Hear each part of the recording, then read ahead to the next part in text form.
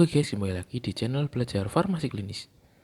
Kali ini saya akan belajar tentang probiotik, di mana probiotik ini sudah menjadi istilah umum dalam memelihara daya tahan tubuh ya, dalam menghadapi COVID-19. Ini adalah buku saku dari Badan Pengawas Obat dan Makanan tahun 2020 membahas tentang probiotik. Untuk teman-teman yang ingin mendownload buku saku ini, nanti bisa diklik di link deskripsi. Kita mulai. Buku saku suplemen kesehatan untuk memelihara daya tahan tubuh dalam menghadapi COVID-19. Probiotik. Nah, ini tim penyusunnya ya guys ya. Pengarahnya Dr. Bani Lukito MCP. Nah, ini lain-lainnya itu banyak apoteker senior mesti ini guys ya. Nah, di buku ini daftar isinya terdiri dari suplemen kesehatan, apa itu sistem imun, apa itu probiotik, kemudian apa saja sumber probiotik, kemudian manfaat konsumsi probiotik, kemudian amankah konsumsi probiotik setiap hari dalam waktu yang lama, kemudian bagaimana aturan di Indonesia terkait probiotik. Langsung kita mulai ya guys ya. Ini informasi umum tentang suplemen kesehatan. Suplemen kesehatan yaitu produk yang dimaksudkan untuk melengkapi kebutuhan zat gizi, memelihara, meningkatkan, dan memperbaiki fungsi kesehatan, mempunyai nilai gizi dan efek fisiologis, mengandung satu atau lebih bahan berupa vitamin, mineral, asam amino, dan atau bahan lain bukan tumbuhan yang dapat dikombinasi dengan tumbuhan. Jadi suplemen kesehatan ini bukan obat ya guys ya.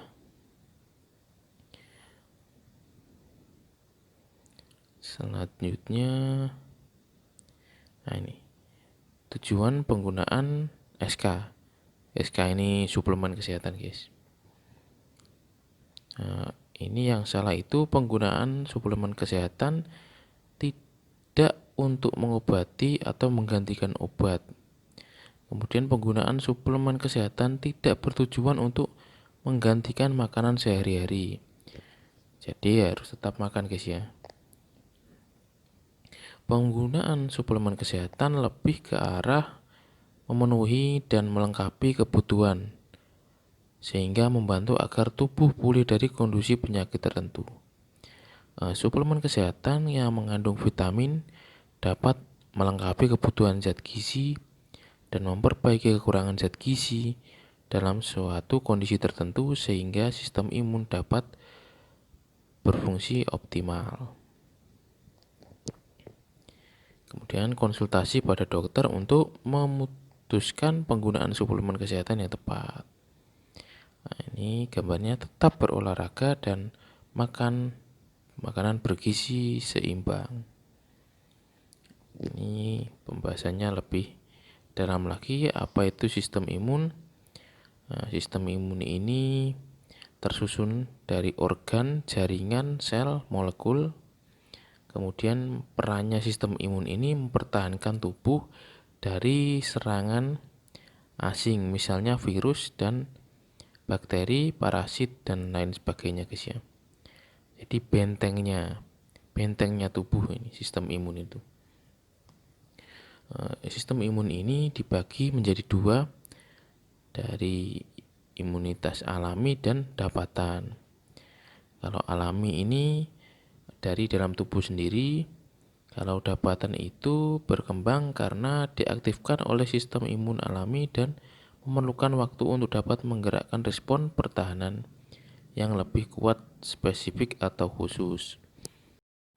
Poin penting untuk sistem imun ini yaitu ketika sistem imun atau daya tahan tubuh ini tidak berfungsi dengan baik, maka tubuh dapat mengalami suatu penyakit hingga dapat menyebabkan kematian.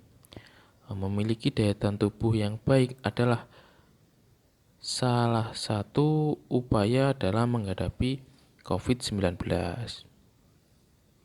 Karena sistem imun ini masuknya dalam kekebalan tubuh kita, guys ya. Kemudian ini pembahasan tentang probiotik. Informasi tentang probiotik. Apa itu probiotik? Probiotik merupakan mikroorganisme hidup yang bila diberikan dengan jumlah yang memadai dapat memelihara keseimbangan mikrobiota dalam tubuh yang mungkin dapat memberikan manfaat kesehatan kepada manusia sebagai inang. Syarat probiotik adalah ini yang pertama, guys ya, itu aman. Yang pertama itu probiotiknya harus aman, kemudian mampu membentuk koloni, kelompok, dan berkembang biak dalam saluran pencernaan. Karena probiotik ini adanya ya di saluran pencernaan. Kemudian tahan terhadap cairan lambung dan cairan empedu, karena nanti kan diminum lewat lambung dalam keadaan asam, tidak sampai bawah nanti, guys ya. Kemudian mampu bertahan melewati saluran pencernaan. Kemudian mampu menempel pada sel epitel. Kemudian mampu menghasilkan zat antimikroba.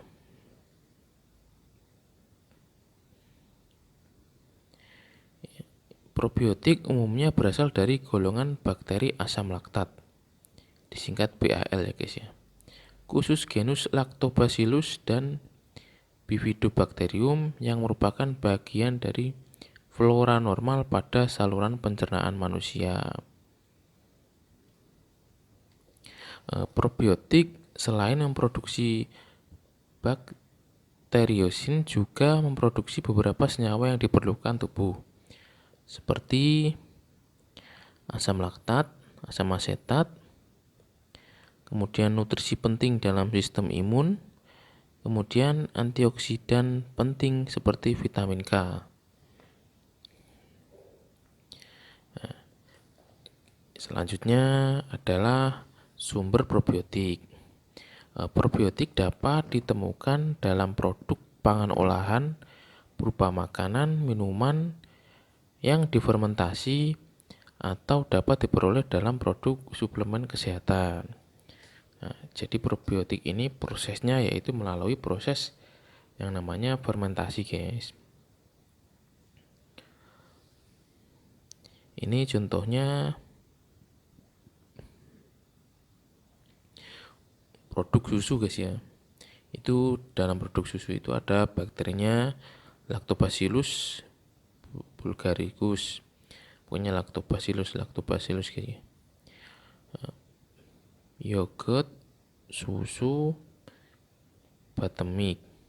Kemudian pada produk pangan itu susu pasteurisasi, juga bakterinya itu umumnya Lactobacillus.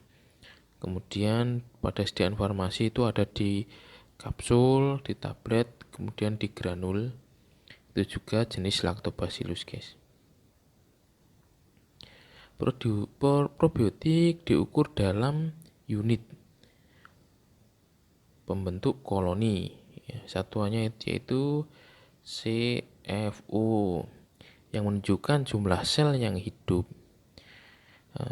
Ini kandungan 10 miliar CFU per gram dapat ditulis 1 kali 10⁹ CFU per gram.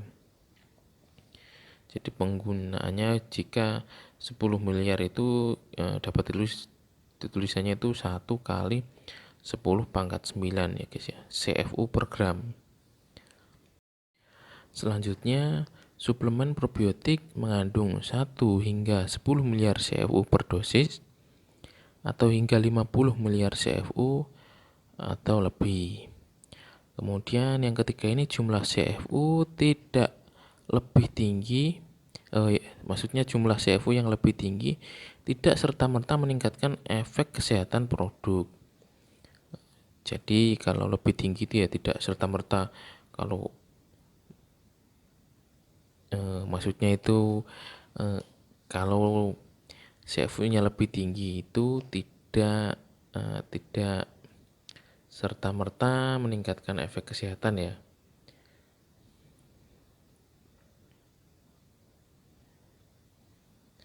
Selanjutnya, manfaat mengkonsumsi probiotik. Apabila dikonsumsi dengan jumlah memadai, probiotik dapat memperbaiki keseimbangan mikroba usus. Jadi ini menyeimbangkan mikroba di usus guys ya, dengan jumlah yang memadai. Kalau tadi kan makanya disimpulkan kalau jumlahnya lebih banyak itu tidak serta-merta meningkatkan kesehatan, harus sesuai, harus pas ya guys ya. Kemudian manfaat probiotik bagi kesehatan tubuh dapat melalui dua mekanisme fungsi. Mekanismenya guys ya ini. Yang pertama, fungsi perlindungan protektif. Jadi perkembangan probiotik pada saluran cerna memberikan efek perlindungan dari bakteri lain, khususnya penyebab penyakit atau patogen. Kemudian probiotik dapat menghasilkan asam organik, hidrogen peroksida, dan bakteriosin yang mampu menekan pertumbuhan patogen. Kemudian yang kedua, fungsi sistem imun. Jadi dua mekanisme fungsi probiotik tadi, yang pertama kan perlindungan atau protektif. Yang kedua ini fungsi sistem imun. Bakteri probiotik berperan dalam keseimbangan mikroflora usus, di mana patogen serta berinteraksi dengan sel imun tubuh untuk meningkatkan beberapa aktivitas sel imun tubuh, meningkatkan imunitas guys ya, probiotik ini. Kemudian bagaimana probiotik dapat membantu memelihara daya tahan tubuh? Nah, ini penjelasannya. Strain tertentu bakteri probiotik berperan dalam keseimbangan mikroflora usus, merintangi kolonisasi bakteri patogen di usus. Strain tertentu bakteri probiotik juga mempengaruhi pengaturan beberapa respon imun yang merupakan pertahanan awal di dinding usus, yaitu meningkatkan proliferasi leukosit intraepitel dinding usus, meningkatkan aktivitas fagositosis sel makrofag, juga meningkatkan imunoglobulin A (IgA) setelah kontak dengan antigen di usus. Manfaat pertahanan ini cukup diteliti pada infeksi kuman yang bersifat patogen di saluran cerna, misal H. pylori, C. difficile, dan STP yang bergejala diare.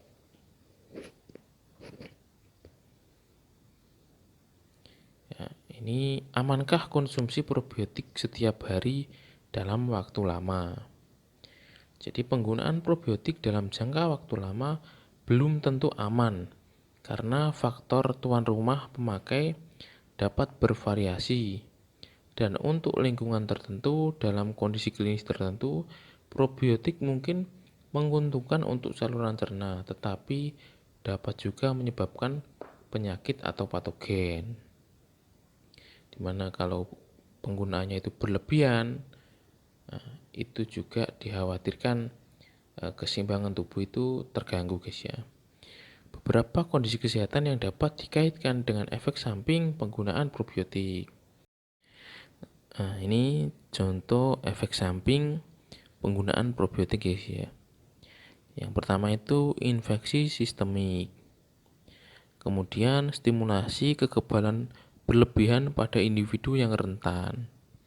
kemudian aktivitas metabolisme yang berbahaya, kemudian transfer genetik karena penggunaan bakterinya itu ya terlalu banyak bisa terjadi transfer genetik. Oleh karena itu, maka pada saat mengkonsumsi probiotik harus memperhatikan peringatan atau perhatian yang tercantum dalam label produk dan konsultasi dengan dokter. Contoh peringatan atau perhatian yang tercantum dalam label produk. Ini contohnya guys ya. Jangan digunakan melebihi aturan pakai yang dianjurkan. Harus sesuai aturannya. Kemudian penggunaan probiotik untuk anak berdasarkan anjuran dokter.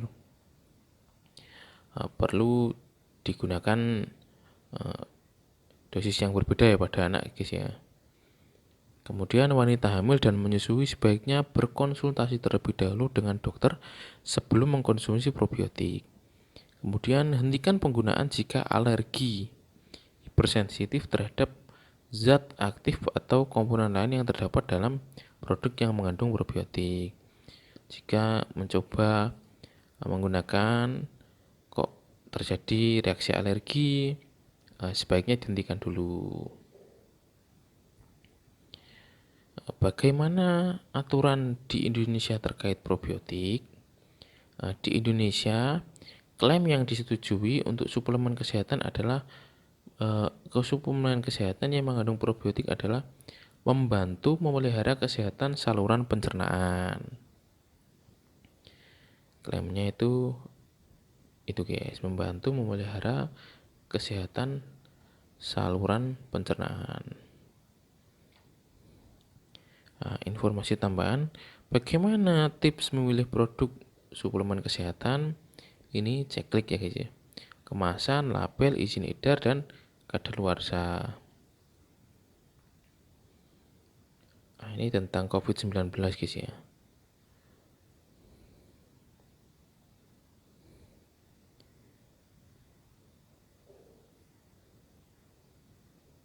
Ini sudah sampai di penutupnya.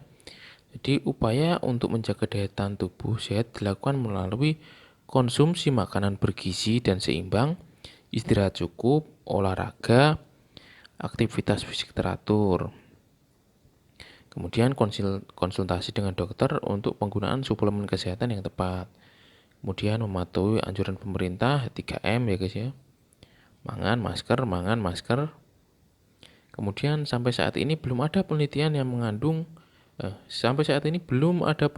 mendukung penggunaan suplemen kesehatan untuk secara spesifik mencegah COVID-19.